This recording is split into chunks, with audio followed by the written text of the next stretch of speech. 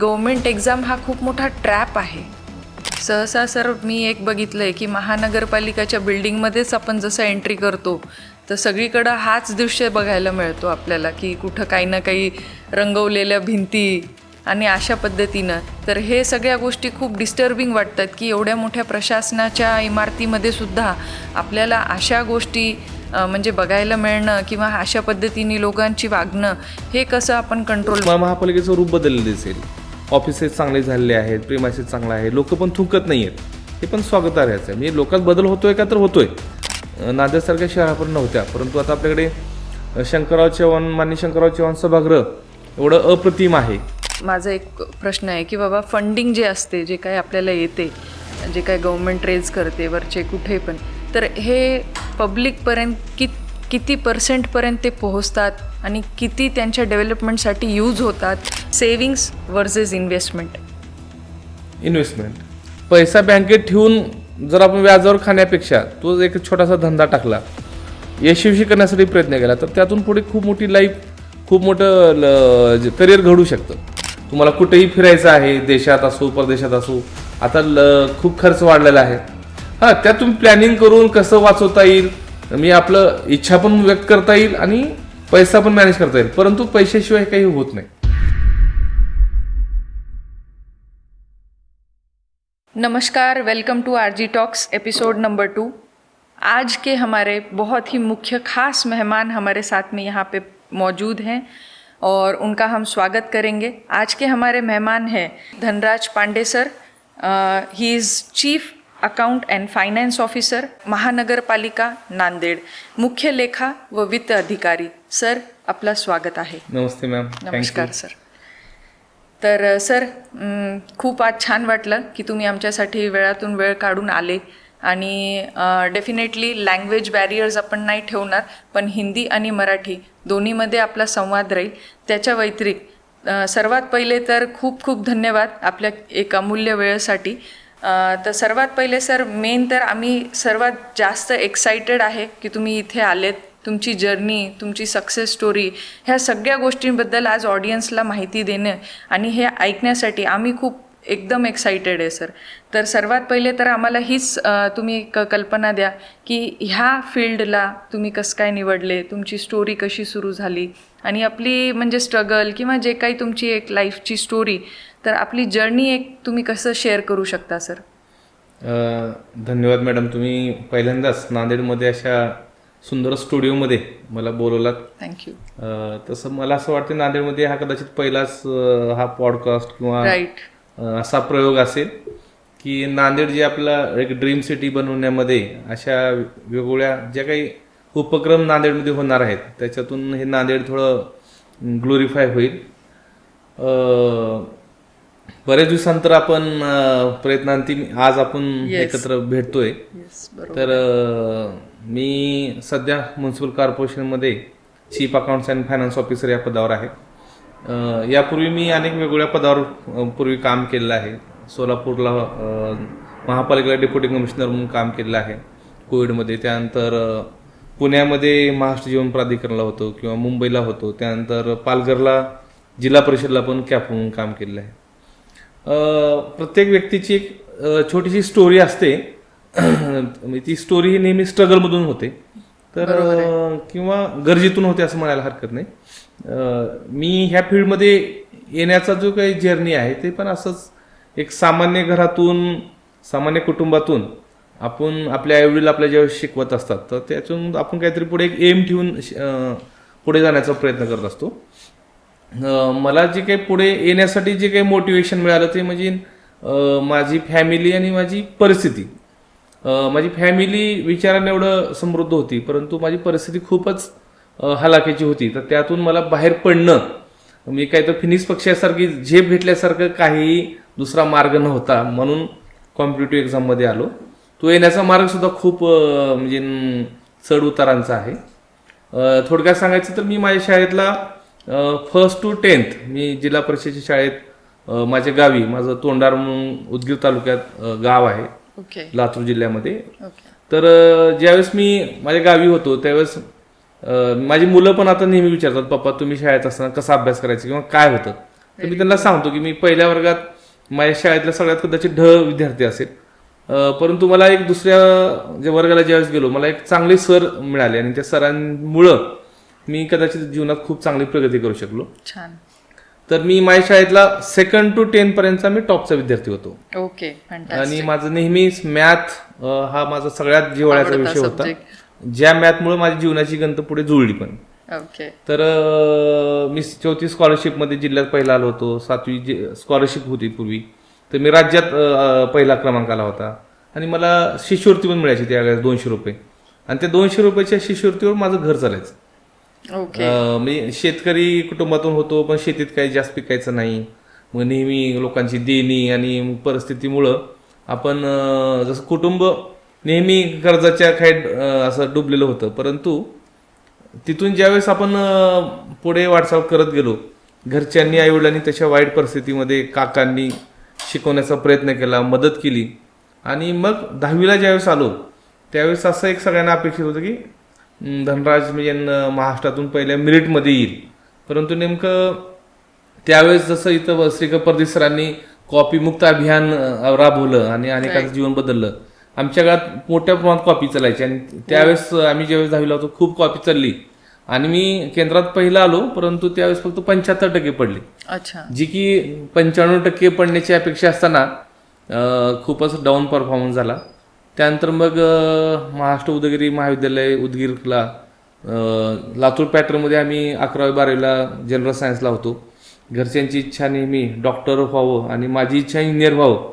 या संघर्षातून जसं इलेक्ट्रॉनिक सायन्स का जसं आपण हॉर्टिकल्चर या डेअरी सायन्स घेतो की, पण तसं न करणार ते जनरल सायन्स दिला गेला. आणि मग अपेक्षेचं ओझं होतं. 12वीला एंट्रन्सला मेडिकलला 162 मार्क पडले. 2-4 मार्कानं गव्हर्नमेंट सीट गेली. आणि मग परिस्थिती नसल्यामुळं पुढे काय करायचा हा विषय होता. त्यावेळेस मात्र आपल्या परिस्थितीनुसार आईवडिला त्रास न होणार ते पुढे काय करायचं यासाठी मी DED जायचा निर्णय घेतला. कारण माझ्या तिथं शेजारी काही शिक्षक हे MPSCचा अभ्यास करत होते, UPSCचा अभ्यास करत होते आणि त्यातून काही अधिकारी झालेले पाहिले होते. आपल्या आईवडिलांना आर्थिक त्रास नको म्हणून मी 12वी नंतर घरून कोणाचाही आर्थिक मदत न घेणार ती स्वतःच्या संधीवर शिकायचं. यासाठी मी मग जसं DED सहज नंबर लागला गव्हर्नमेंट कॉलेजला आणि मग तिथून मी घरून कधी अर्न अँड लर्न या बेसिसवर शिकलो. घरच्यांची मदत घ्यायची गरज पडणार नाही, आईवडिलाला गरज पडणार नाही. कारण काय, आपल्या आईवडिलांना होणारं त्रास, दुःख किंवा वाढणारं कर्ज हे मला नको वाटायचं. त्यातून मग पुढे डिप्लोमा इन एज्युकेशन केलं. करत मुक्त विद्यापीठामध्ये इंग्लिश, इकॉनॉमिक्स आणि सायकोलॉजी हे विषय घेऊन मी ग्रॅज्युएशन केलं. आणि तिथून मग पुढे मी स्वतः 12वी सायन्स मॅथच्या मुलांचे क्लासेस पण घ्यायचो, त्याच्यातून अर्निंग व्हायचं. माझं DED झालं. त्या काळातच सगळे काही जे कॉम्प्युटरचे कोर्सेस आहेत ते पूर्ण केले. आणि मग ज्यावेळेस 2005ला माझं DED झालं, लगेच 6ला जॉब लागला शिक्षकाचा. मी जिल्हा परिषद रायगड झडपीला नोकरी लागली. 6ला नोकरी लागली, पण 2 वर्षात मन लागलं नाही. पॅरलली माझं मुक्त विद्यापीठामध्ये MA इकॉनॉमिक्स केलं मी. Okay, great. पण 2008ला मात्र आपण शाळेतला सगळ्यात हुशार विद्यार्थी पुढे मेरिटमध्ये जाऊ शकलो नाही, इंजिनियर होऊ शकलो नाही, डॉक्टर होऊ शकलो नाही, ह्याची एक मनात सळ होती. आणि मात्र मी अचानक मग स्वतः एक निर्णय घेतला आणि मी डायरेक्ट नोकरीचा राजीनामा दिला. घरच्यांना न सांगताच राजीनामा दिला. तिथून मी पुण्याला राजीनामा देऊन सगळी बॅग घेऊन माझी पुण्यात आलो. काही दिवस स्टडी सर्कल नावाचा एक क्लास त्यावेळेस फेमस होता. त्या स्टडी सर्कलमध्ये जाताना माझ्याकडे पैसे नव्हते ऍडमिशन घ्यायला किंवा पुण्यात राहायला नव्हते, तर 2-3 दिवस त्यांच्या पार्किंगमध्ये तात्पुरतं राहिलो. तिथून मग हॉस्टेल बघितलं. मग 2 महिनेच हॉस्टेलला राहता येईल आणि मेसला जेवण करता येईल एवढेच पैसे होते.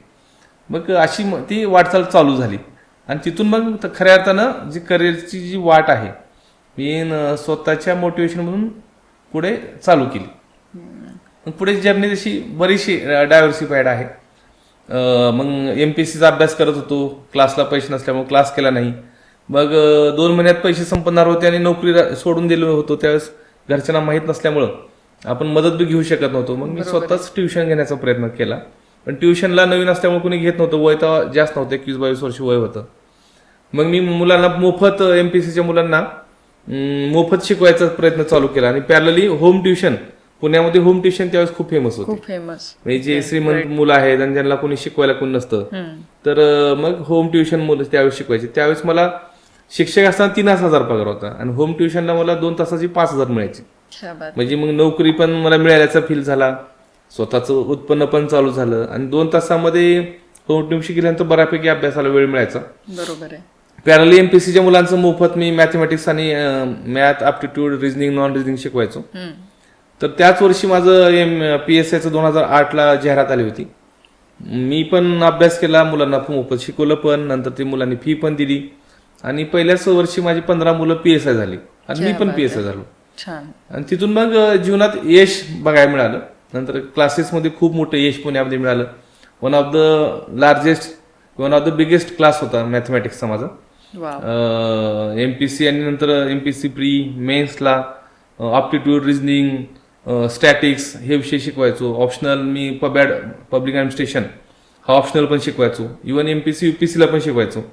आणि मग मोठ्या प्रमाणात यश मिळालं, विद्यार्थी मिळाले, चांगले मित्र मिळाले, लाखो रुपये मिळाले आणि सोबत PSI सिलेक्शन झालं. मग राजसेवा जे MPSC मध्ये म्हणतो गॅजेटेड क्लास 2 ऑफिसर मिळाली, मग लगेच क्लास 1 मिळाली आणि मग एका पाठोपाठ पोस्ट मिळत गेल्या.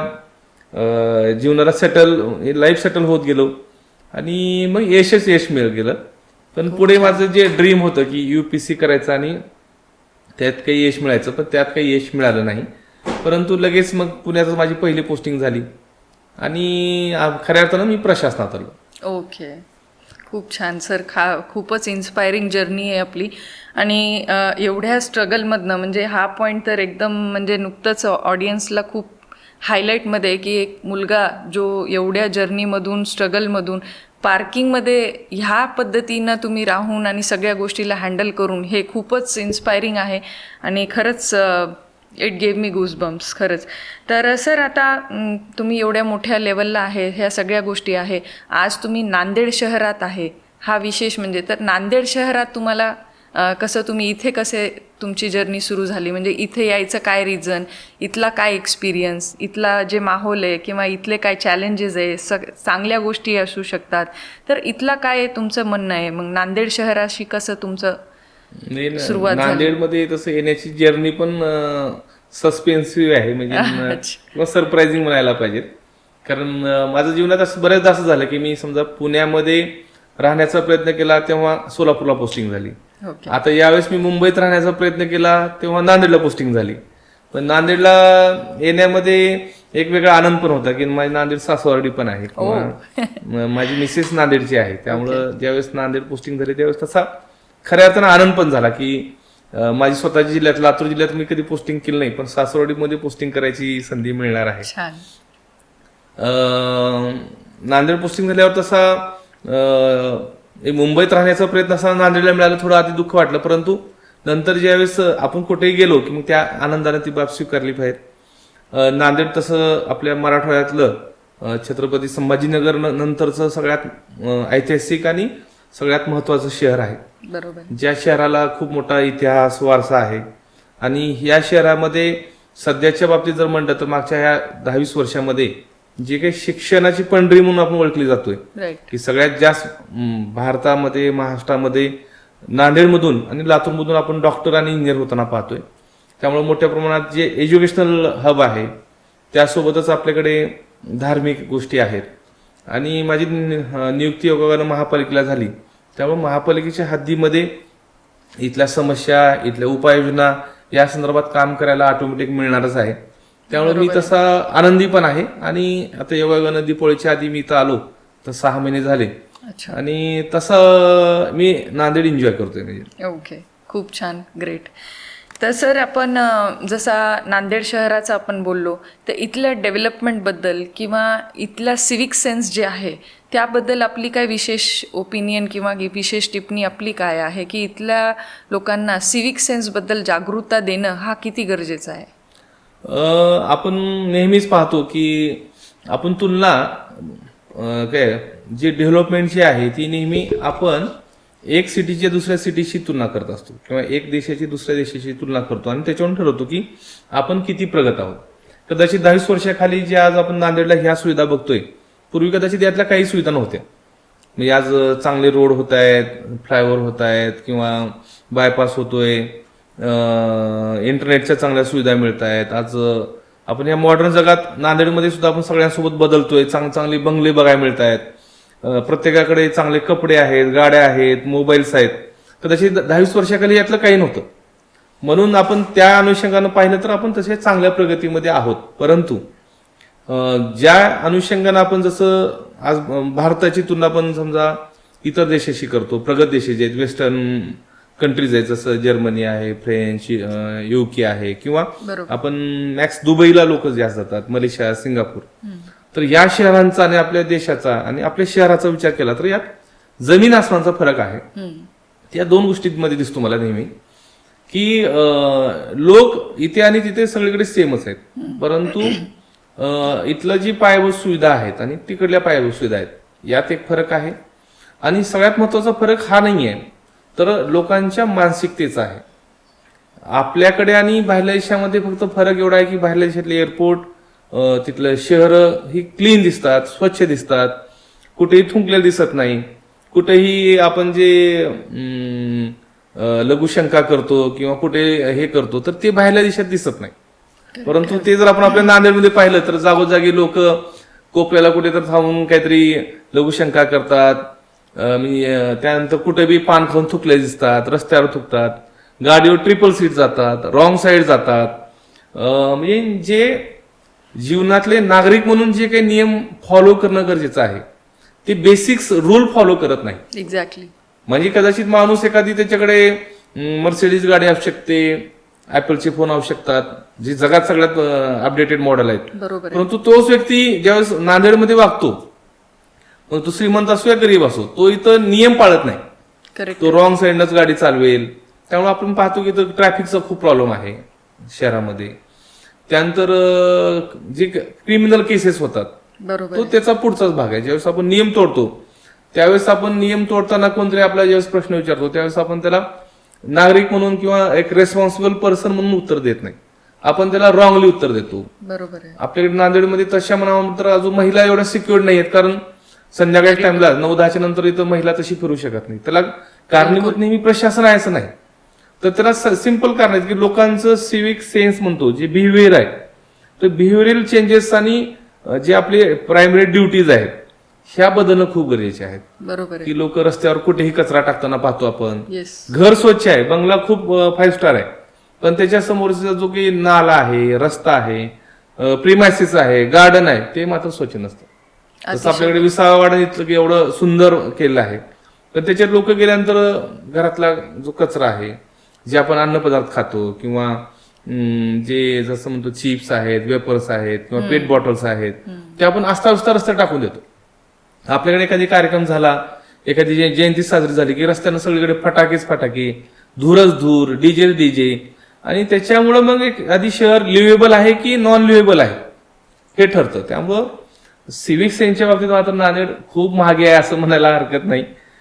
बाकी गोष्टीत खूप चांगली प्रगती पण करते पॅरलली, पण लोकांनी जर सगळ्यांनी एकत्र ठरवलं की आपण खूप चांगलं शहर बनवलं पाहिजे तर सोपं आहे की प्रत्येकाने चांगले नियम पाळले पाहिजेत, जे बेसिक नियम आहेत, एवढंच. बरोबर आहे सर, बिलकुल अतिशय बरोबर आहे. तर सिव्हिक सेन्स आपला डेव्हलप व्हावं ह्यासाठी काय 2 शब्द आव्हानांसाठी काय सांगणार सर तुम्ही ऑडियन्सला? मग खास करून नांदेड. बरेचदा आपण मी तेच म्हणलं की आपण बाहेरच्या देशात गेलं की जगाचं खूप कौतुक करतो आणि स्वतःचं ही तर मातृभूमी आहे, आपली जन्मभूमी आहे, जिथं आपण आयुष्यभर राहणार आहे. ह्याला नाव ठेवण्यापेक्षा आपण प्रत्येकाची एक रेस्पॉन्सिबिलिटी आहे की जसं सिटीजन म्हणून सिटीजननं काय केलं पाहिजे, तर त्यासाठी जे आपले साधे नियम आहेत की आपण लोकांना बोलताना पासून ते आपण जगताना ज्या काही गोष्टी फॉलो केल्या पाहिजेत, की घराची प्रेमाशीची स्वच्छता केली पाहिजे, बांधकाम करताना सुद्धा नियमानं केलं पाहिजे. जो काही आपण गार्डन स्पेस आहे किंवा ओपन स्पेस आहे तो पण ठेवत नाही, त्याच्यावर अतिक्रमण करतो. गाडी चालवतानाचे जे नियम आहेत, ड्रायव्हिंग लायसन्स काढण्यापासून ते सगळे आहेत, ते नियम फॉलो केले पाहिजेत, ज्याच्यामुळे ऍक्सिडेंटचं प्रमाण होणार नाही, ट्रॅफिक कंजेशन होणार नाही. त्यानंतर जे आपल्याकडे स्मेल येतो सगळीकडे, तो कचऱ्याचा किंवा आपण जे युरिनल्सचा चुकीचा वापर करतो, रस्त्यावर करतो, त्याच्यामुळेच आहे. सहसा सर मी एक बघितलंय की महानगरपालिकाच्या बिल्डिंगमध्येच आपण जसं एंट्री करतो तर सगळीकडं हाच दृश्य बघायला मिळतो आपल्याला की कुठं काही ना काही रंगवलेल्या भिंती आणि अशा पद्धतीनं. तर हे सगळ्या गोष्टी खूप डिस्टर्बिंग वाटतात की एवढ्या मोठ्या प्रशासनाच्या इमारतीमध्ये सुद्धा आपल्याला अशा गोष्टी म्हणजे बघायला मिळणं किंवा अशा पद्धतीने लोकांची वागणं हे कसं आपण कंट्रोलमध्ये. तरी आपण जे आपण म्हणताय की ह्या मधल्या काळात बदल होतोय का, तर बदल होत चाललाय. जसं पूर्वी शासकीय इमारतीमध्ये सगळीकडे थुंकलेलं दिसायचं, आज 50% अशा बिल्डिंग आहेत की तिथं खूप आता चकाचक दिसते. आता तुम्ही सध्या महापालिकेत आलात तर तुम्हाला महापालिकेचं रूप बदललेलं दिसेल. ऑफिसेस चांगले झालेले आहेत, प्रेमायसेस चांगला आहे, लोक पण थुंकत नाहीयेत. हे पण स्वागतार्हच आहे. म्हणजे लोकात बदल होतोय का, तर होतोय, पण ज्या स्पीडनं बदल होतोय तो होत नाहीये. आपण करतोय काय, तर घरचा कचरा रस्त्यावर टाकतोय आणि म्हणतोय महापालिका कचरा उचलत नाहीये. जी की महापालिकेची घंटागाडी घरापर्यंत येते, आलं तर घंटागाडीचाच कचरा टाकला पाहिजे, नाही आलं तर त्याची तक्रार केली पाहिजे. पण बरेचदा लोक पाहतो मी, आपण गोदावरी नदी पात्रात जाऊन निर्माल्य टाकतो धार्मिक गोष्टीचं. घरात आपण म्हणतो की हे निर्माल्य नदीत टाकलं की चांगलं असतं, पण उलट तो पोल्युशन करणारा भाग आहे. कुठल्याही देवाला किंवा देवीला आपला कचरा एखाद्या चांगल्या पाण्यात नेऊन टाकावा आणि तो सडावा आणि त्याचा वास यावा, दुर्गंधी यावी असं कधी वाटणार नाही. म्हणजे आपल्या घरातल्या पासून ते मंदिरामध्ये सुद्धा आपण बघतोय, किंवा आपली जी शाळा आहेत, आपली जे करमणुकीचे केंद्र आहेत, थिएटर्स आहेत, तर या ठिकाणी आपण गेल्यावर जी काही स्वच्छतेची आणि डिसिप्लिन जर फॉलो केली, लोकांनी पान खाऊन किंवा तंबाखू सुपारी खाऊन रस्त्यावर जर थुकलंच नाही तर शहर घाण व्हायचा प्रश्नच नाही. आणि काही लोक डिसिप्लिन फॉलो करतायत, लोक तुलना करतायत, यात फक्त वाढ होण्याची गरज आहे. आणि ह्याच्यासाठी शाळे जीवनापासून प्रत्येक शाळेत जर सिव्हिक सेन्स बद्दल जर डिटेल काही म्हणजे प्रयत्न करता आला शिक्षकांनी विशेषतः, आणि त्याला लहानपणापासून आपण नियम पाळण्याचे काय फायदे आहेत, एक चांगला सिटीजन होण्यासाठी, एक चांगला देश बनवण्यासाठी, जे की आपण जपानचं नेहमी उदाहरण घेतो की जपानमधले प्रत्येक नागरिकांमध्ये एक म्हणजे जो सिव्हिक सेन्स नाव जो आहे ते मॉडेल पद्धतीने ते राबवतात किंवा इम्प्लिमेंट करतात. तर आपण जर ते केलं तर आपला देश सुद्धा एक सुजलाम सुफलाम किंवा एक प्रगत देश व्हायला तसा वेळ लागणार नाही. हा, पण सोशल मीडियावर तर खूपच बघतोय सर की जपानचं जसं तुम्ही नाव घेतलं तर तिथं मुलांना क्रिएटिव्हिटी खूप हाय लेवलला शिकवलं जातं.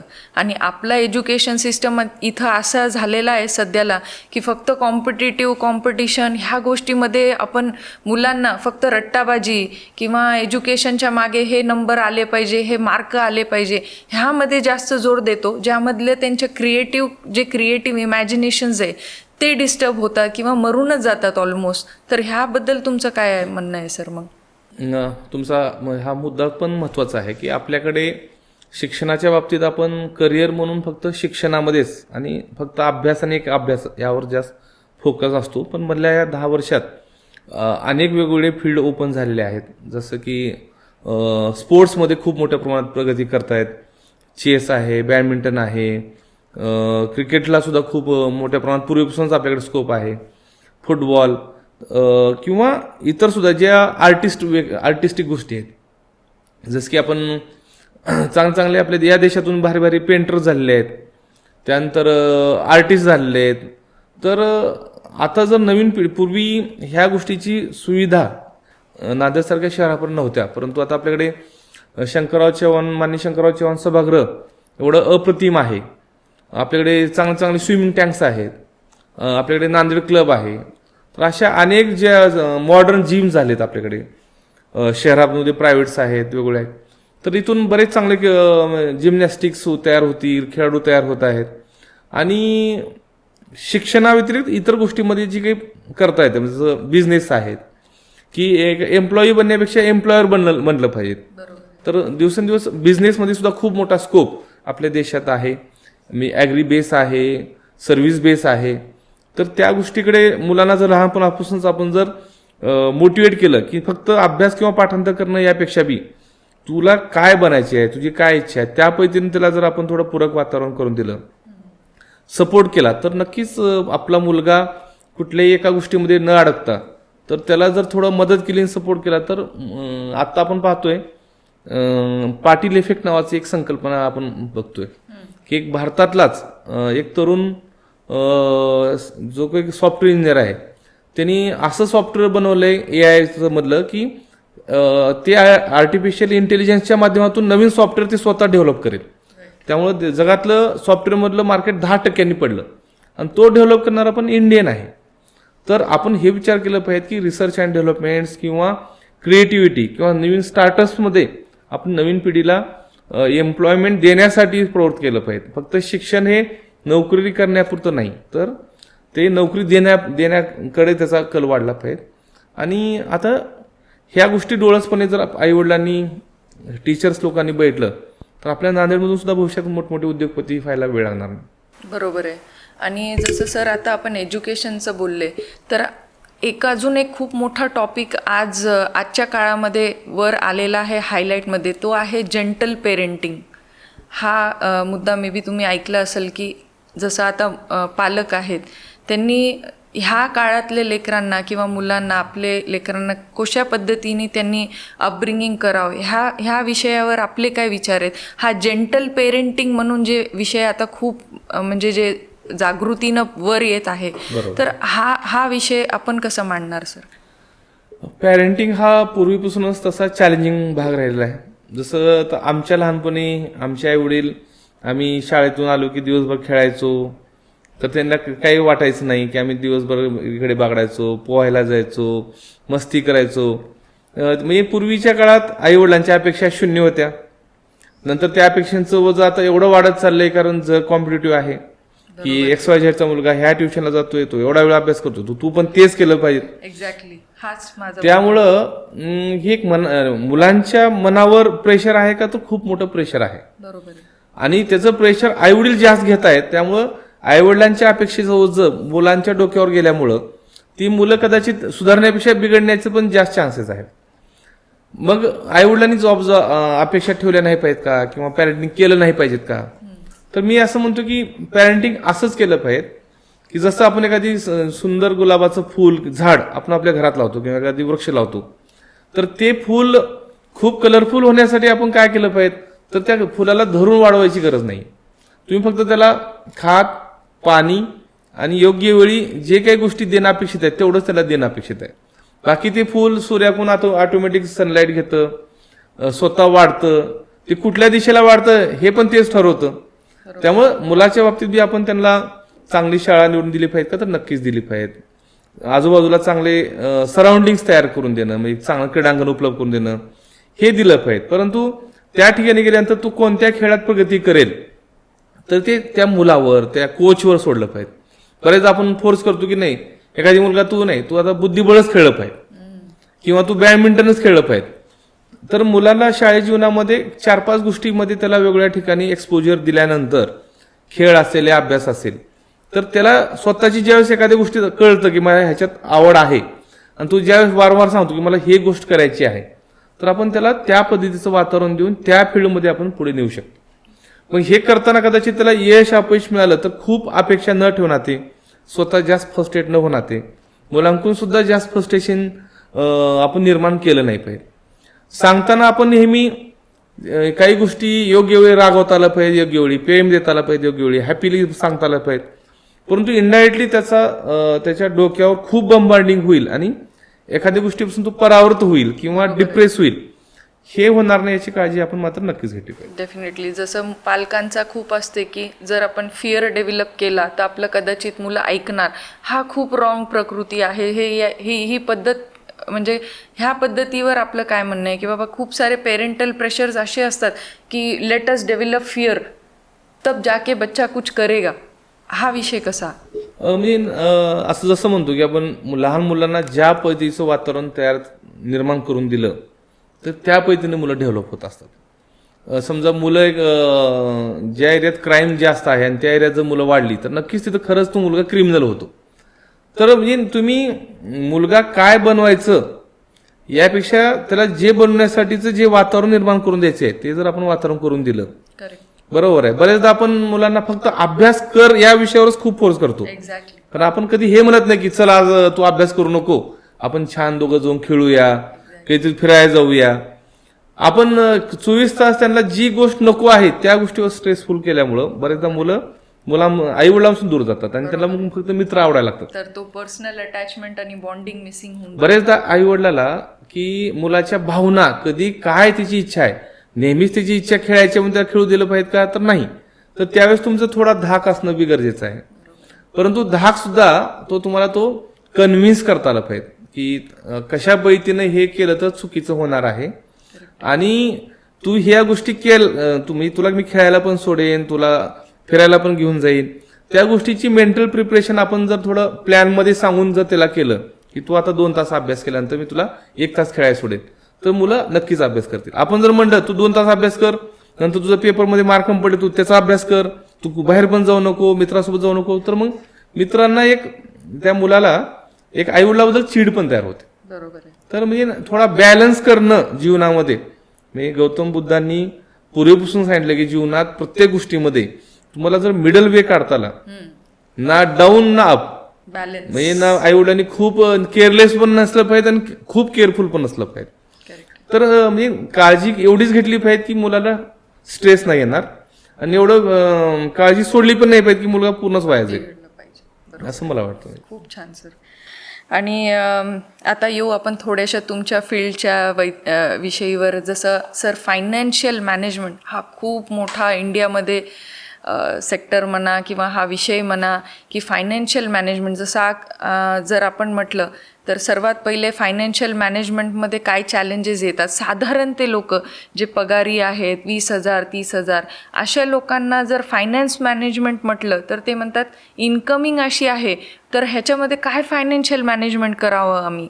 तर ह्या मुद्द्यावर एक साधारण माणसाला कामी यावं अशी काही 2 गोष्टी आपण सांगू शकता.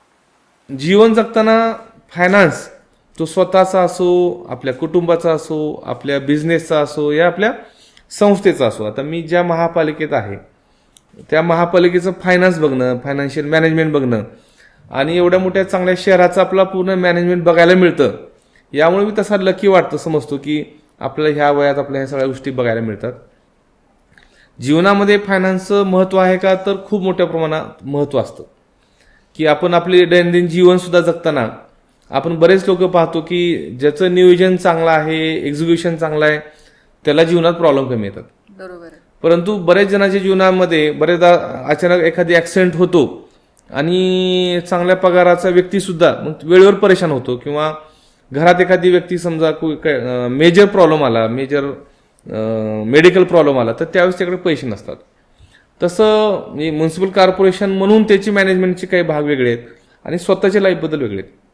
मी तुम्हाला म्युन्सिपल कॉर्पोरेशनबद्दल मॅनेजमेंट समजून घ्यायचे की व्यक्ती म्हणून कसं मॅनेजमेंट केलं पाहिजे याबद्दल समजून घ्यायचे. सर दोन्हीवर थोडं तुम्ही थोडक्यात जर काही सांगितले तर ते महापालिकेच्या हिशोबानं पण खूप कामी येणार आहे आणि एक साधारण व्यक्तीलाही कामी येणार आहे. आपण जसं बघतो, आपण स्वतःचं घरमध्ये ज्या गोष्टी लागतात तेवढ्याच किंवा त्यापेक्षा जास्त गोष्टी महापालिकेला लागतात. फॉर एक्झाम्पल महापालिका क्षेत्रामध्ये महापालिकेमध्ये रस्ते लागतात, वॉटर सप्लाय लागतो, ड्रेनेज सिस्टीम लागते, जसं हे जी इंटरनेट सुविधा प्रोव्हाइड करावी लागते त्याला सगळं हे ऑप्टिकल फायबरमधून असेल किंवा जे आपण टावर्स आहेत ह्या सगळ्या माध्यमातून हे सगळं केलं जातं. महापालिकेमध्ये ही स्वच्छता ठेवण्यासाठी कर्मचारी नेमले जातात. तर म्हणजे अनेक विषय एकाच वेळेस, गार्डन्स आहेत, लाईट्स आहेत, म्हणजे जवळपास एक 30-40 असे सब्जेक्ट आहेत की महापालिका ऑपरेट करत असते. बरोबर आहे. आणि ही ऑपरेट करत असताना आपला हा बॅलन्स साधायचा असतो की शहरातले रस्ते पण चांगली झाली पाहिजेत, पाणीपुरवठा पण चांगला झाला पाहिजे, ड्रेनेज पण चांगला झाला पाहिजे, शिक्षणावर पण भर पाहिजेत, आरोग्यावर पण भर पाहिजेत. आणि त्यासोबतच हे सगळं खर्चाच्या बाबी असताना आपल्याला उत्पन्न सुद्धा वाढवलं पाहिजे. तर म्हणजे कुठलीही संस्था चालवताना ही खूप तारेवरची कसरत असते की आपला जो खर्च आहे, आपल्याकडे ठेवलेले जे कर्मचारी आहेत, ऑफिसर आहेत, यांचा टोटल खर्च हा सुद्धा इतका नाही जास्त झाला पाहिजे की जी की महापालिका मूलभूत सुविधा उपलब्ध करून देणं हा आपला हेतू आहे. त्यासाठी लागणारे कर्मचाऱ्यांचा जो खर्च आहे तो पण साधारणतः 35% पुढे जाणार नाही याची काळजी घेतली पाहिजे. जी काही महापालिकेची प्रॉपर्टी टॅक्सेस आहेत, जे काही मालमत्ता आहे त्यातून मिळणारा रेव्हेन्यू आहे, जसं महापालिकेने बरेचसे दुकानं मेन शॉपिंग कॉम्प्लेक्स बांधले त्याच्यातून मिळणारा रेव्हेन्यू आहे, वॉटर टॅक्स आहे. तर हे टॅक्सेस सुद्धा विदिन टाइममध्ये लोकांकडून वसूल करून घेणं, लोकांना अवेअर करणं, त्यासाठी जे रिसिप्ट साईडला, जे जमा साईडला जमा साईडला जेव्हा पण आपण उत्पन्न वाढवणार नाही, तो पण खर्च करू शकत नाही. बरोबर. त्यामुळं एकाच वेळेस तुम्हाला उत्पन्न वाढीवर आणि खर्चावर खर्च कंट्रोल करता आला पाहिजे, उत्पन्न वाढवता आलं पाहिजे. आणि खर्चाच्या गोष्टी निरर्थक गोष्टीवर जास्त होणार नाहीत आणि योग्य ठिकाणी होतील याकडे पण आपल्याला खूप लक्ष द्यावं लागतं. तर आणि हे करत असताना जसं आपण स्वतःच्या लाईफमध्ये फायनान्शियल मॅनेजमेंट करणं म्हणजे काय, तर आपला जो येणारा पगार आहे, समजा आपला पगार 1 लाख रुपये आहे, तर 1 लाखातला किती रुपये भाग कशावर खर्च करायचा. म्हणजे आपल्या जीवनात सगळ्यात महत्त्वाचं काय असतं, तर आपलं घर आहे. मग काही जण भाड्याच्या घरात राहतात, काही जण स्वतःच्या घरात त्यांना बांधायचं असतं. दुसरा विषय आहे की आपला मुलांचं शिक्षण आहे. तिसरा विषय आहे की आपली जी शेती आहे किंवा काही तर प्रॉपर्टी घ्यायची असते. चौथ्या गोष्टी आहेत की आपलं मेडिकल, सगळ्यात महत्त्वाचं आपण मेडिकली इन्शुअर्ड असणं गरजेचं आहे. बरोबर. आपला कधी ऍक्सिडेंट झाला तर आपल्या पत्नी मुलांचं काय होईल.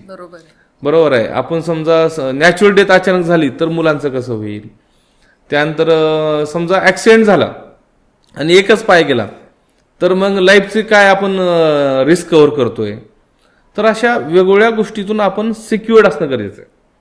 त्यामुळं आपण बरेच असं होतं की लोक फक्त कोणतरी सोनंच घेऊन ठेवतं, काही लोक फक्त प्रॉपर्टीमध्येच इन्व्हेस्ट करतात, काही लोक फक्त शेअर मार्केटमध्ये करतात, काही लोक म्हणजे अशा वेगळ्या गोष्टी करतात. पण ते पुढे जाऊन आज समजा सोनं जरी वाढलेलं दिसतंय ना, आज जरी सोन्यातली इन्व्हेस्टमेंट चांगली वाढली तर कदाचित काही काळानंतर ती इन्व्हेस्टमेंट वाढताना दिसत नाही. तसं मग ह्या बाबतीत प्रत्येक गोष्टीमध्ये आपण थोडं इन्व्हेस्ट केलं पाहिजे. थोडं इन्व्हेस्ट करताना सगळ्यात महत्त्वाचं आपलं पर्सनल जे टर्म इन्शुरन्स आहे, ॲक्सिडेंटल इन्शुरन्स आहे किंवा पार्शियल या फुल डिसेबिलिटीचे इन्शुरन्स आहेत, हे प्रत्येकाने काढलं पाहिजे. आणि जर लहान वयापासून काढले तर त्याचा प्रीमियम कमी असतो, हे माहीत नसतं बरेचदा. आणि ऑनलाईनवर अनेक प्लॅटफॉर्म्स आहेत, त्याच्यावर तुम्ही कंपॅरिझन टाकून, अभ्यास करून, वेगवेगळ्या लोकांचा स्टडी करून तुम्ही ठरवू शकता. शाळेच्या बाबतीत तसंच आहे. बरेचदा आपण वेगवेगळ्या इंग्लिश मिडियम स्कूलला टाकतो, मोठमोठ्या फीज देतो, परत प्रायव्हेट ट्युशन्स पण लावतो. तर त्यातला कुठला भाग आपण कव्हर केला पाहिजे, कुठला भाग नाही केला पाहिजे, आपली परिस्थिती किती आहे यानुसार ठरू शकतो. समजा माझी परिस्थिती नाही आहे आणि मला प्रायव्हेट गाडी पाठवायची आहे, त्यापेक्षा शाळेला तुम्ही जी शाळेची स्कूल बस आहे त्याच्यात पण मुलगा जातून येतोच, त्याच्यात पण हजारो मुलं जातात, तो खर्च आपण तसा कमी करू शकतो. जे आपले अनेक खर्च असतात, समजा आपण लक्झरी, समजा वर्षातून आपला सारखं फिरावंच वाटतं, तो फिरण्यावरचा खर्च आपण जर प्लॅनिंग केला तर तो मॅनेज करता येतो. सगळ्यात महत्त्वाचं, तुम्ही जे फिटनेस क्लब चालवता, एखादी व्यक्ती त्याचं कुटुंब जर योग्य वयापासून जर फिटनेसकडे स्वतःकडे लक्ष दिलं तर कदाचित त्याला मेडिकलला दवाखान्याला खर्च करायचीच गरज पडत नाही. लाईफच जर आपण हेल्दी ठेवली, आपला आहार हेल्दी ठेवला, तर बरेचदा आपण जे स्वीट्स आणतो खूप सारे काही महागडे ते खायची गरजच नाही. म्हणजे बऱ्याच गोष्टी आपण हेल्थ ओरिएंटेड ज्यावेळेस होतो त्यावेळेस कळतं की बऱ्याच गोष्टीची गरज आहे का नाही. त्यामुळं जीवनाकडे बघताना, पैशाचं किंवा फायनान्सचं प्लॅनिंग करताना आपल्या प्रायोरिटी काय आहेत, आपल्या जीवनाचे प्लस पॉईंट काय आहेत, वीक पॉईंट काय आहेत, किती आपलं इन्कमिंग आहे आणि किती खर्च करावणार आहे, ह्याचं जर एक डेटा तयार केला आणि त्याची प्रायोरिटी ठरवली आणि ती जर प्रायोरिटी आपला नेहमी डोक्यात असली तर तुम्ही प्रॉपर फायनान्शियल प्लॅनिंग करू शकता. ह्याचं उदाहरण बघितलं तर एखादी खूप सुंदर घर चालवते, मुलं शिकवते, छान घर बघते, बरेचदा तिचा पती नसतो पण एखादी महिला एखादी घर खूप पुढे घेऊन जाते. ते नुसतं घर पुढे नेण्याचं तिचे कष्ट आणि त्याचं फायनान्शियल प्लॅनिंग या दोन गोष्टीवर ती पुढे गेलेलं असतं. म्हणून जीवनामध्ये ऑफिस असेल, गव्हर्नमेंट ऑफिस असेल, प्रायव्हेट असेल, या आपलं घर असेल या स्वतः असेल, तर फायनान्शियल मॅनेजमेंट हा खूप महत्वाचा, खूप अभ्यास करणारा विषय आहे. बरोबर आहे. तर सर, हा जसा एक पार्ट तुम्ही शेअर केलात की आपले महापालिकेचे पण बरेचसे गोष्टी असतात जे आपल्याला म्हणजे करणं गरजेचं आहे. पण ह्यामध्ये एक असतं, माझा एक प्रश्न आहे की बाबा फंडिंग जे असते, जे काय आपल्याला येते, जे काय गव्हर्नमेंट रेज करते वरचे कुठे पण, तर हे पब्लिकपर्यंत किती पर्सेंटपर्यंत ते पोहोचतात आणि किती त्यांच्या डेव्हलपमेंटसाठी यूज होतात. बऱ्याचशा गोष्टी गव्हर्नमेंट जे काय फंडिंग पण करते पण ते पब्लिकपर्यंत पोहोचतही नाही, असेही खूप सारे इन्स्टन्सेस आहेत, ज्यालाच आपण शॉर्टमध्ये म्हणतो की भ्रष्टाचाराचा खूप मोठा ह्याच्यामध्ये जे रोल आहे ते वाढत जातो. आणि ह्याचे मग पब्लिक जे आहे ते दोष देते की गव्हर्नमेंट कुछ करती नाही आहे. तर ह्यावर काय आहे? सगळ्यात महत्वाचं मी तेच म्हटलं, जर साधं व्यक्ती जर सजग असेल किंवा सिव्हिक सेन्सवाला असेल असं म्हटलं, तर जसं इलेक्शन आलं तर आपण पैसे घेऊन वोटिंग करतो. इथून जर आपण स्वतःपासून जर थांबवलं की नाही मी कोणाचा 1 रुपया घेणार, ते मी जर निवडून देईल, चांगले लोक निवडून येतील, चांगले निवडून येतील तर ते चांगलं प्रशासन चालवतील. आता ज्यावेळेस आपण बरेचदा बघतो की आपल्या एरियात एखादी रस्ता होतोय, बरोबर आहे, तर रस्ता होताना समजा तो 20 फुटाचा किंवा 30 फुटाचा असेल, तो 30 फुटाचाच आपल्या एरियात रस्ता होतोय का, तेवढ्याच हाईटचा होतोय का, त्याच्यात सिमेंट हे ते टाकताना आपण जात हे सुद्धा बघत असतो. पण बरेच असं म्हणतो की तो काय माझा लुकआउट नाहीये, कोणतरी बघेल. आणि रस्ता खराब झाला की सांगतो अरे तो चढ उताराचा झाला, त्याला खड्डे पडतायत, त्यात सिमेंटच नाहीये. तर आपण एक सामान्य आणि सजग व्यक्ती म्हणून आपल्या परिसरात जे काही डेव्हलपमेंट शासनाची होत असेल, व्यक्तिगत होत असेल, तर ती पाहिली पाहिजे, त्याच्यावर टीका केल्या पाहिजे, त्याच्यावर अभ्यास केला पाहिजे, माहिती घेतली पाहिजे आणि योग्य वेळी इनपुट दिले पाहिजे. बरोबर आहे, तर मग ती होणारी डेव्हलपमेंट चांगली होऊ शकते. बरेचदा आपण एखादी गोष्ट होईपर्यंत काही करत नाही. बरेच लोक घर आपलं असतं 1200, समजा 1200 स्क्वेअर फूटचं, आपण 1300 स्क्वेअर फूट घर बांधतो. बरोबर आहे, रस्त्याला येऊन घर बांधतो, वॉल कंपाऊंडला कट टू कट बांधतो, किंवा आणि त्याची वॉल कंपाऊंड पुढे घेतो आणि त्याच्या पुढे झाडं लावतो आणि मग रस्ता लहान करतो आणि त्याच्या पुढे आपल्या 2 गाड्या लावतो. घरात गाडी पार्किंगला जागा नसते, आणि मग म्हणतो की तो घरवाला त्याच्या गाड्या समोर असतात, तिथून गाड्या जात नाही. म्हणजे आपण एकमेकावर ब्लेम गेम करतो आणि मग म्हणतो ह्याला जबाबदार कोण, मग महापालिका किंवा गव्हर्नमेंट. तर मी म्हणतो सगळ्यांनीच आपलं घर बांधण्यापासून आपल्या परिसरातले रस्ते होताना, पाण्याची लाईन होताना, ड्रेनेज लाईन होताना, ह्या चांगल्या करून घ्यायची जबाबदारी पण सामान्य नागरिक म्हणून आहेच. त्याचप्रमाणे तुम्ही जे म्हणतात की शासन जसं गव्हर्नमेंटला, महापालिकेला पैसा देतं या कुठल्याही एजन्सीला पैसा देतं, त्यावेळेस प्रत्येकाने, अधिकारी असेल, पदाधिकारी असेल, नागरिक असेल, सगळ्यांनी जर मॉनिटरिंग चांगली केली, कुठलाही प्रोजेक्ट चांगला असतो तो इम्प्लिमेंटेशन मध्ये फॉल्ट होतात, तर ते होणार नाही ह्याची जर काळजी घेतली, त्याबद्दल जर लोकांमध्ये जागरूकता तयार केली, तर नक्कीच म्हणजे आज आपण भारतातले किती नॅशनल हायवे पाहतोय की 1 से बढ़कर 1 नॅशनल हायवे झालेले आहेत. आता सध्याची नांदेडमध्ये आपले रस्ते जर सिमेंटचे रस्ते बैठलात, व्हीआयपी रोड असेल, आपला भाग्यनगरचा रोड असेल, तर किती सुंदर वाटतो, जे की पहिलं कधीच नव्हता इथे. बरोबर आहे, म्हणजे एकाच ठिकाणी रस्ता चांगला पण होऊ शकतो, लोकांनी लक्ष ठेवला तर एका ठिकाणी काहीच पण होणार नाही. त्याच्यात सगळ्यांचं, जसं पब्लिक प्रायव्हेट पार्टनरशिप जशी असते, तसं पब्लिकचं इन्व्हॉल्वमेंट जसं प्रशासनात वाढेल किंवा लोकांमध्ये इन्व्हॉल्वमेंट होईल, तसं नक्कीच चांगली डेव्हलपमेंट होईल असं मला वाटतं. बिलकुल, अतिशय बरोबर. एक परफेक्ट पार्टनरशिप तेव्हाच होते जेव्हा दोन्ही पण अवेअर आहेत आणि छान पद्धतीने काम आहे. तर सर, जसं आपण फायनान्शियल मॅनेजमेंट तर बोललो आणि करिअरबद्दल तुम्ही इतकी छान आपल्या जर्नीमध्येही तुम्ही शेअर केलं की MPSC UPSC हा एक खूप मोठा भाग आहे. आणि एक जर इंडियामधला आपण पूर्ण इंडियाचंच जर आपण डिस्कशन केलं सर, तर आज आपण एक असाही विषय ऐकतो की गव्हर्मेंट एक्झाम हा खूप मोठा ट्रॅप आहे.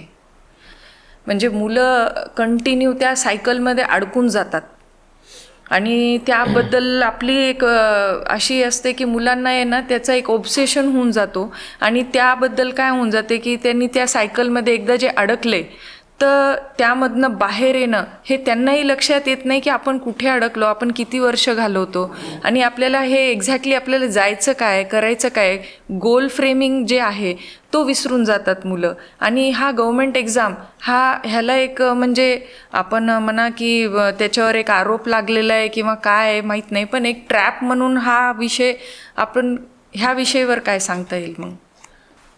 सगळ्यात महत्वाची आपल्या देशाचा आपला पहिल्यापासून माहिती आहे की सगळ्यात मोठी जी समस्या आहे ती कुठली परीक्षा किंवा शिक्षण पद्धती नाही. आपली लोकसंख्या ही एवढी मोठी आहे, 140 कोटी लोकांचा हा देश आहे. एक्झॅक्टली. आणि 140 कोटीच्या ह्या देशामध्ये आपला कुठल्याही, जसं आपण बघतोय IAS व्हायचं आहे, IPS व्हायचे आहे, तर त्याबद्दलची अँबिशन खूप आहेत. म्हणजे त्या पोस्ट असतात खूप मोजक्या आणि त्यासाठी प्रयत्न करणारे लोक असतात खूप जास्त.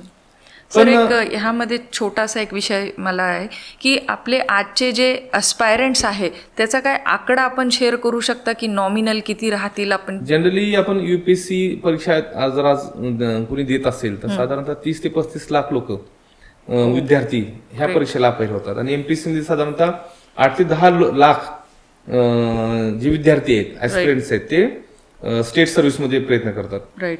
तर किती लोकसंख्या यापेक्षा बी एखाद्या व्यक्तीला त्या गोष्टीमध्ये कशासाठी आपण ऑफिसर व्हायचं आहे, किती दिवसात व्हायचं आहे, त्यासाठीचे आपले स्ट्रॉंग पॉइंट्स काय आहेत, आपले वीक पॉइंट्स काय आहेत, बरोबर आहे. ह्याचा जर मॅनेजमेंट जर केलं प्रॉपर, की समजा मला हे 2-3 विषय आवडतात, माझे हे ऑप्शन असतील, मी ह्या विषयामुळे मी लवकर सिलेक्शन होऊ शकतो, माझं इंग्लिश वीक आहे, मला इंग्लिशवर रिकव्हरी करावं लागेल, त्याच्यावर हे करावं लागेल, पण ते जर समजा आपण त्यात सुधारणा करू शकणार नसेल तर मग काय उपाय आहेत.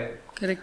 मग एखादी परीक्षा आपण प्री पास होतो, मेन्स नापास होतो, दुसऱ्यांदा प्री पास झालो, मेन्स नापास झालो, तर एखादी गोष्ट वारंवार अनसक्सेस होण्याची कारण वेळेवर जर आपण रेक्टिफाय करू शकत नसेल तर मग पुढे ते फील्ड निवडण्यात काही फायदा नाही.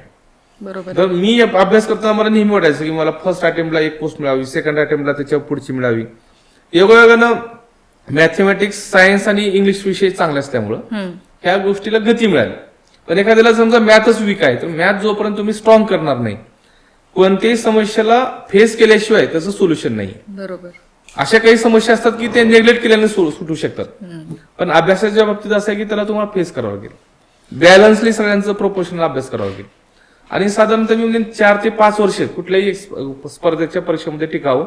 त्यानंतर माणसानं जास्त काळ त्या फील्डमध्ये न राहणार, ती तुम्हाला जर दुसरी कुठली फील्ड आवडत असेल तर ए प्लॅन, बी प्लॅन, सी प्लॅन असं म्हणतो सगळं ठेवायला पाहिजे जीवनामध्ये. किंवा हे नाही झालं तर आपण शेवटी काय करणार आहे, तर बी प्लॅनचं पण थोडा बहुत वर्कआउट आपण अगोदरपासून केलात तर जीवनात फ्रस्ट्रेशन येणार नाही, लाईफ अनएम्प्लॉईड राहणार नाही किंवा लाईफमध्ये अनसक्सेस होणार नाही. बरोबर आहे. जसं माझं नेहमी बी प्लॅन होता की मला ए मध्ये सक्सेस ऑफिसर व्हायचं होतं, पण बी मध्ये मी काहीच नाही झालं तर मी क्लासेस घेऊ शकत होतो, मुलांना चांगलं टीचिंग करू शकत होतो, तर माझा बी प्लॅन होता.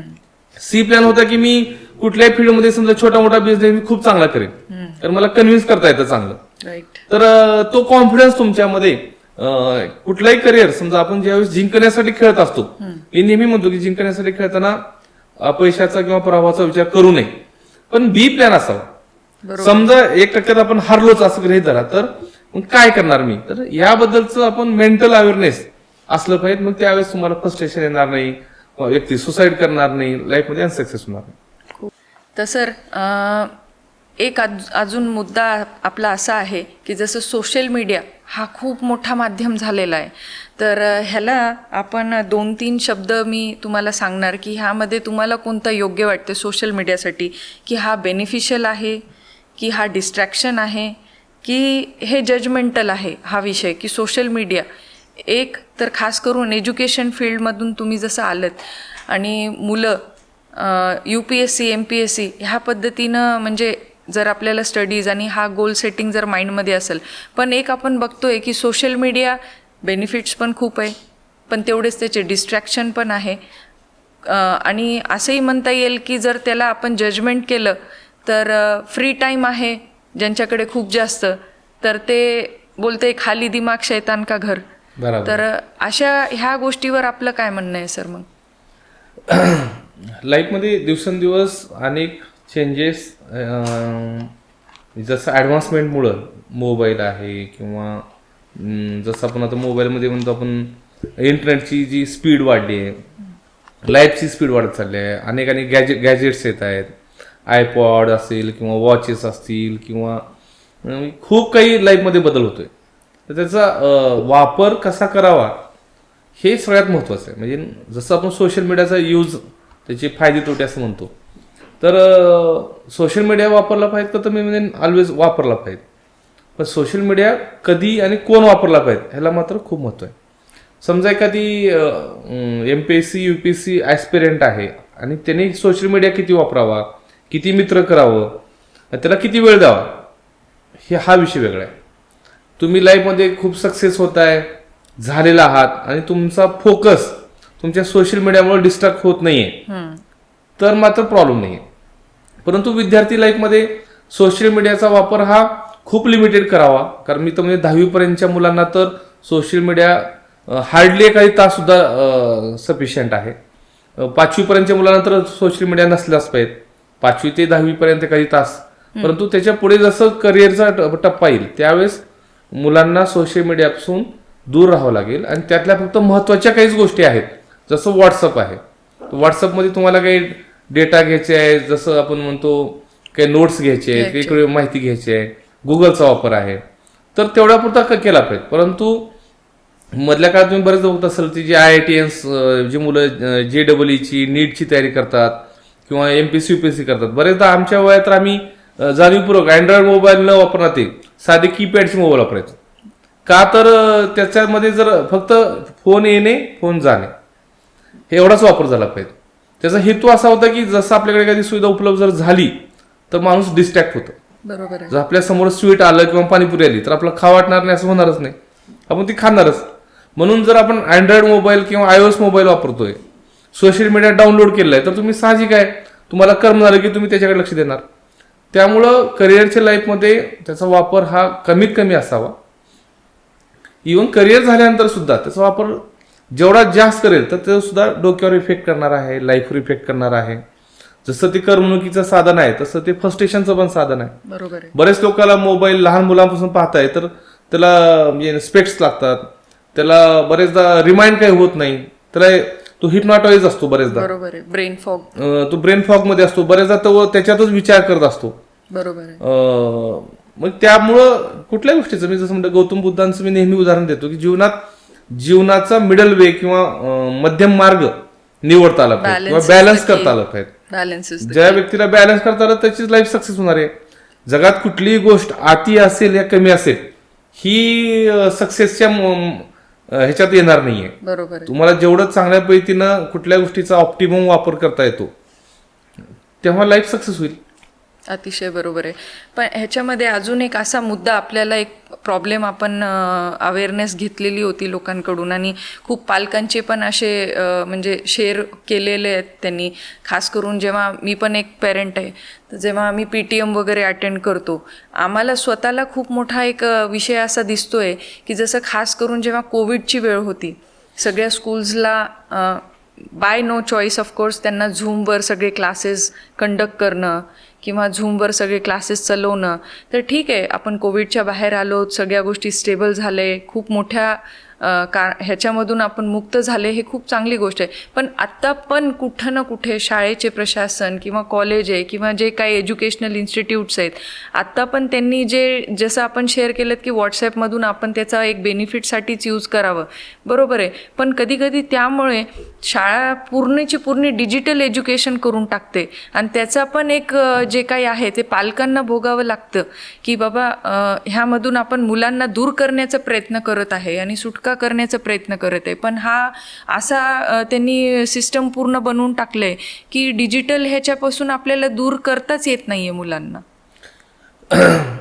हे खरं पण आहे की सगळ्यात मोठा प्रश्न आईवडिलांनाच किंवा पॅरेंट्सनाच आहे की मुलांना त्या मोबाईलपासून कसं दूर करायचं, त्याचा किती वापर करू द्यायचा नाही. ते सोडलं तर पळतंय आणि धरलं तर चावतंय. जसं ज्या पद्धतीने आहे त्या पद्धतीनंच मोबाईलचा वापराबद्दल आहे की मोबाईल शिवाय पण जगू शकत नाही आणि मोबाईल ठेवून तर जगू बी शकत नाही, अशी परिस्थिती आहे. तर म्हणजे मी तर म्हणेन जे शालेय जीवनामध्ये मुलांना वापर कमीच करू दिला पाहिजे, यात काहीही शंका नाही. आईवडिलांना त्या काही क्षणी कठोर व्हावं लागलं तर व्हावं लागेल.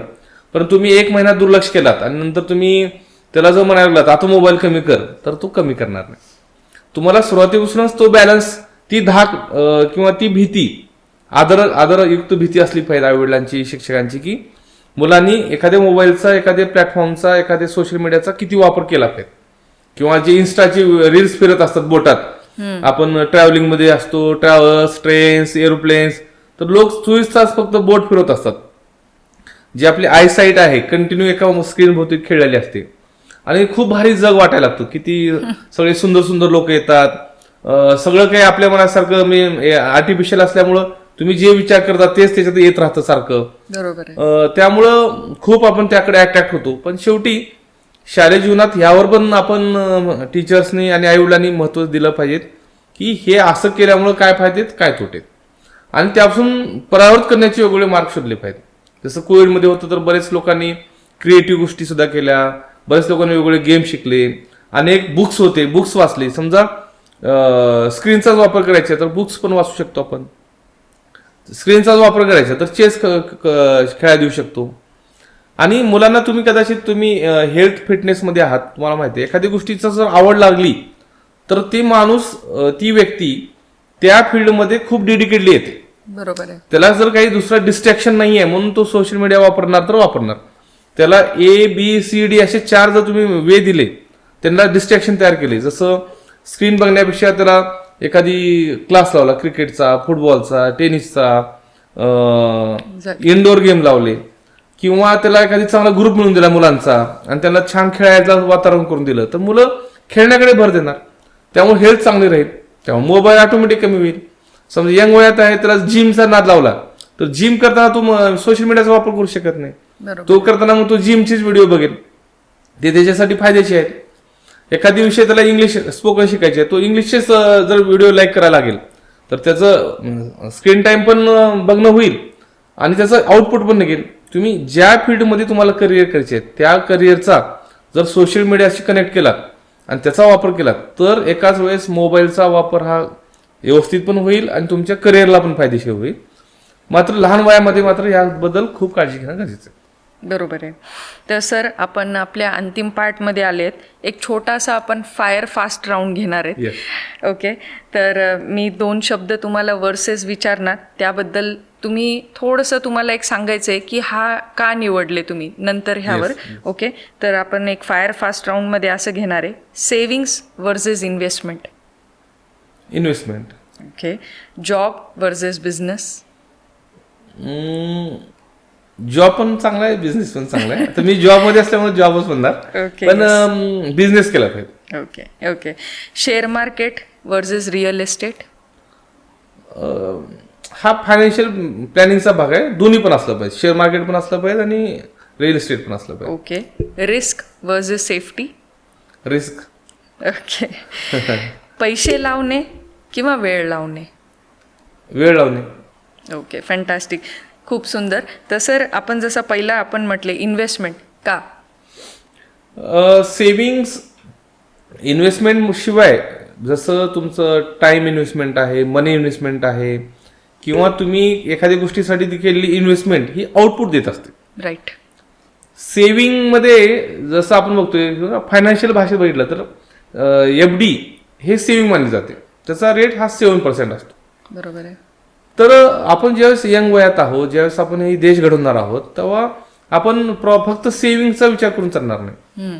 तुम्हाला आपले असे हे 7%चे पैसे कदाचित तुम्ही 10 पट 20 पट किंवा मल्टिपल करता आले पाहिजे.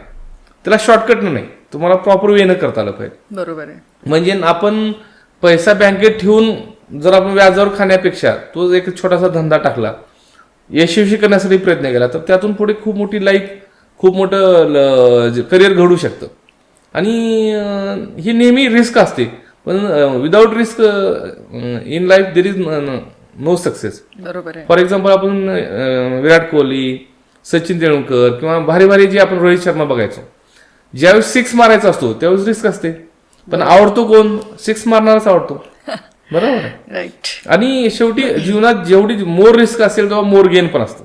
येस, लेस रिस्क लेस गेन. बरोबर आहे सर.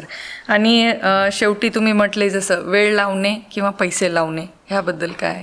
म्हणजे जसं पैसा लावणं म्हणजे आपण म्हणतो की आपले हेल्थ करण्यासाठी आपण जर पैसा खर्च करायचा ठरवला, बरोबर आहे, तर त्यातून आउटपुट नाही आहे. पण तुम्ही जर तेच वेळ लावला, जर सकाळी 5ला उठून जर तुम्ही व्यायामाला चालू केलात, हेल्दी झालात, तर पैशाची गरजच पडणार नाही. म्हणजे तुम्ही कुठल्याही बिझनेसला असेल, लाईफला असेल, जीवनाला असेल, समजा फॅमिलीसाठी सुद्धा असेल, वेळ दिलात की फॅमिली खुश होते. म्हणजे पैशाची गरज पडते, पण समजा पैशाच्या प्लॅनिंगपेक्षा जर वेळेचं इन्व्हेस्टमेंट चांगलं केलं, बरोबर, तर ते पैसा पण मिळून देईल आणि लाईफ पण मिळून देईल. अतिसुंदर. आणि सर एक लास्टचा आपला मुद्दा की पैसा हा कॉन्फिडन्स मधला किती मोठा रोल प्ले करतो. आपल्या इंडियन लाईफमध्ये तर पैसा हा महत्त्वाचा आहे का, तर खूप महत्त्वाचा आहे. कारण अजूनही आपण अनेक गोष्टी भोवताली जीवनाच्या बेसिक मिनिमम रिक्वायरमेंट्स आपल्या पूर्ण होत नाहीत. त्यामुळे आपल्याला, आपण वेस्टर्न देशात नाही आहे की पैसा महत्त्वाचा नाही असं म्हणू शकत नाही. बरोबर आहे. कारण आपल्याला बेसिक जर लाईफ बघायची आहे, चांगलं घर पाहिजेत, गाडी पाहिजेत, मुलांना चांगलं शिक्षण पाहिजेत, तर ह्या सगळ्या गोष्टीसाठी पैसा लागणार आहे. तुम्हाला कुठेही फिरायचं आहे, देशात असो परदेशात असो, आता खूप खर्च वाढलेला आहे. हा, त्यात तुम्ही प्लॅनिंग करून कसं वाचवता येईल, मी आपलं इच्छा पण व्यक्त करता येईल आणि पैसा पण मॅनेज करता येईल. परंतु पैशाशिवाय काही होत नाही. त्यामुळे पैसा कमवणं किंवा पैसा लाईफमध्ये असणं हा खूप महत्त्वाचा भाग आहे तर आहे. फक्त पैसा पैसा म्हणून लाईफ संपून जाईल जर सुद्धा आपण बघितलं की असे बरेचसे राकेश झुंझुनवाल्या मधलं एक जे उद्योगपती होते, एक व्हिडिओ आला होता की लाईफ मध्ये मी पैसा खूप कमवलो पण मी हेल्थ कमवू शकलो नाही. नाही कमवू शकतो. तर मी पैसा कमवताना हेल्थकडे फॅमिलीकडे दुर्लक्ष होणार नाही याची मात्र अजून काळजी घेतली पाहिजे. बरोबर आहे. खूप छान सर. आणि डेफिनेटली आज आम्हाला खूप साऱ्या बरेच गोष्टी आपल्याला ऐकायला मिळाले, आमच्या ऑडियन्सला ऐकायला मिळाले. आमचे RG टॉक्सचे जे ऑडियन्स आहे त्यांना तुम्ही लास्टमध्ये एक जीवन जगण्यासाठी सुंदरसा एक काय 2 लाईनमध्ये काही मेसेज देऊ शकता का? सगळ्यात महत्त्वाचं की लाईफ जगताना खूप चांगले मित्र पाहिजेत. येस. लाईफ विदाऊट मित्र मी तर म्हणेन जगणं तसं अवघड आहे. राईट. माणसानं भरभरून जगलं पाहिजे, भरभरून फिरलं पाहिजे, गप्पा मारल्या पाहिजेत, मान अपमानाचा विचार न करणार, ते समाजाचा विचार न करणार, ते आपल्याला काय आवडतंय ते गोष्टी जीवनामध्ये बिंबीच्या देठापासून केल्या पाहिजेत. आणि जीवनामध्ये हे सगळं करण्यासाठी जे फायनान्शियल आणि टाइम मॅनेजमेंट आहे हे जर करू शकलो तर नक्कीच आपण एक आपलं जसं स्वप्नवत लाईफ आहे ते आपण जगू शकतो, करू शकतो. मी एवढं सांगेन की लोकांनी खूप आशावादी असावं, खूप प्रेरणावादी असावं, खूप प्रगती करावी, खूप पैसा कमावा, खूप मित्र करावे आणि लाईफ भरभरून जगावं एकदा. Wow, fantastic. Thank you so much sir. आणि RG टॉक्सच्यासाठी पण आम्ही हेच एक निवेदन आहे की मॅडम, सगळ्यांना धन्यवाद. तुम्ही नक्कीच सांगावे की आमचे सबस्क्राईब करा चॅनलला आणि आपल्याकडून सपोर्ट. नांदेडमधला असा खूप सुंदर उपक्रम आहे. नांदेडकरांनी, महाराष्ट्रातल्या सगळ्या आपल्या महाराष्ट्रीयन लोकांनी सगळ्यांनी असा प्रोग्राम अटेंड करावा, त्याला सबस्क्राईब करावं, फॉलो करावं, स्वतःचे सुद्धा विचार या मंचावर येऊन मांडण्याचा प्रयत्न करावा आणि स्वतःसहित आपलं सोसायटी, आपला देश कसा प्रगत होईल, कशी आपली विचारांच्या देवाणघेवाणीतून आपण जीवन बदलू शकू याकडे सगळ्यांनी प्रयत्न केला पाहिजे. सगळ्याच RG टॉक्सच्या माध्यमातून सगळ्या लोकांना ही विनंती करेन की अशा सुंदर कार्यक्रमाला सगळ्यांनी आपल्या मुलांना स्वतः फॉलो करून ते दाखवण्याचा प्रयत्न करावा जेणेकरून आपल्या लाईफमध्ये खूप पॉझिटिव्ह बदल होतील. खूप खूप धन्यवाद सर. आणि आपले अमूल्य वेळ दिलेत आणि हे आमच्यासाठी एक मेमोरेबल एपिसोड झालं आहे सर. मला पर्सनली खूप काही शिकायला मिळालं आहे आणि आय एम शुअर आमचे ऑडियन्स खूप जास्त ह्या व्ह्यू बघणार आहे, खूप सारे व्ह्यूज येणार आहेत, खूप सारे लाईक्स येणार आहेत आणि नक्कीच हा एपिसोड आमचा खूप हिट होणार आहे. तुमच्या एवढ्या सुंदर जे काही तुमचे जर्नी ह्या सगळ्या गोष्टीपासून आम्हाला खूप मोठी इन्स्पिरेशन मिळाली आहे आणि आय एम शुअर तुम्ही जिथे पण जाणार आहे एक वेगळीच प्रगतीची लोकांना एक आशा मिळणार आहे तुमच्यामुळे. आणि खूप खूप धन्यवाद सर तुमचे हे सुंदर वेळसाठी आणि धन्यवाद खूप खूप मनापासून. Thank you madam.